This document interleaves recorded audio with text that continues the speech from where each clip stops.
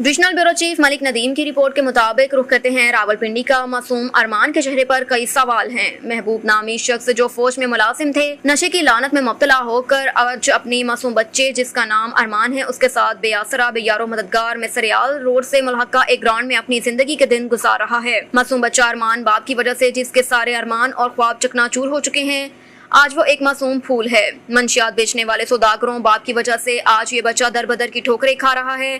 मुआशरे के अंदर बढ़ती हुई मंशियात की लानत में पूरे तरीके से हमारी नौजवान नस्ल को जकड़ रखा है। हुकूमत पाकिस्तान, सदर पाकिस्तान, वज़ीर आज़म पाकिस्तान और कानून नाफिज करने वाले इदारे क्या गलत की नींद से बेदार होंगे?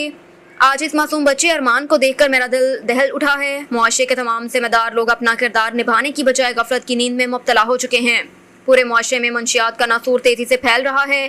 माशरे के तमाम जिम्मेदार लोगों को अब गफलत की नींद से जागना होगा, वरना जिस तेजी से ये लानत फैल रही है पूरे मुआशरे को अपनी लपेट में ले लेगी।